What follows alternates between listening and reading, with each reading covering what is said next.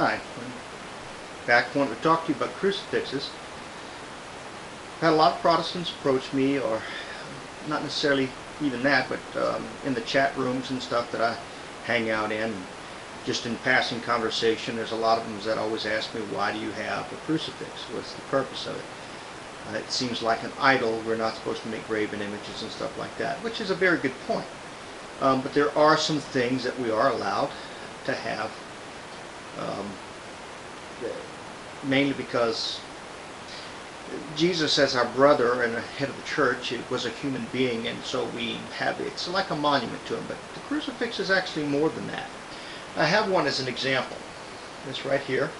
It's a Benedictine crucifix, blessed by the abbot of Subiaco, Subiaco, Arkansas, Abbot Jerome Codell, who's also a doctor of theology and has written some of the Little Rock Scripture Study. Intelligent man, great, wonderful, wonderful man.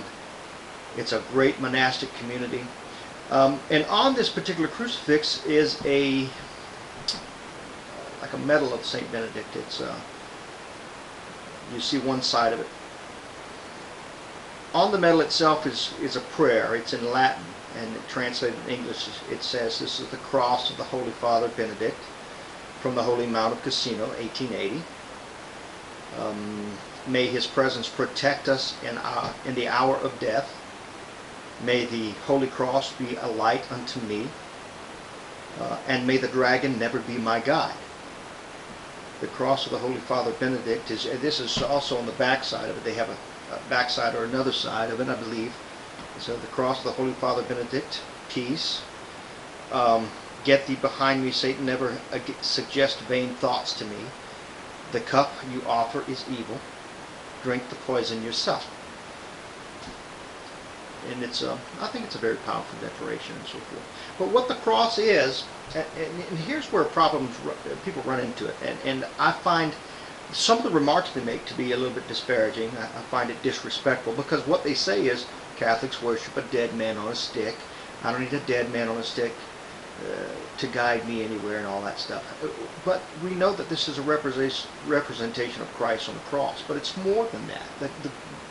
The crucifix, which came into use in the church after the Reformation, so we're talking about late 1500s, mid to late 1500s, early 1600s. It came into regular use then.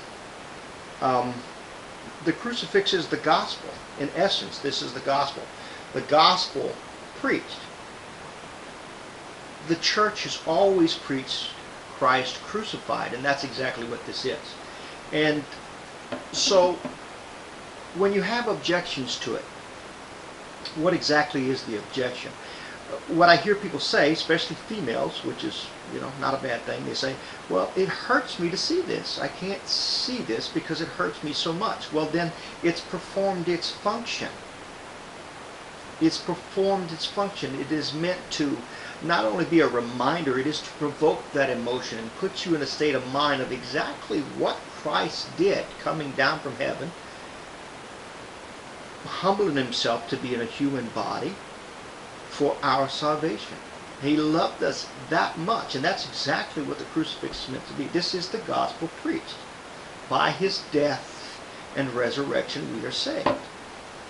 So, that's the purpose of the crucifix. Any questions?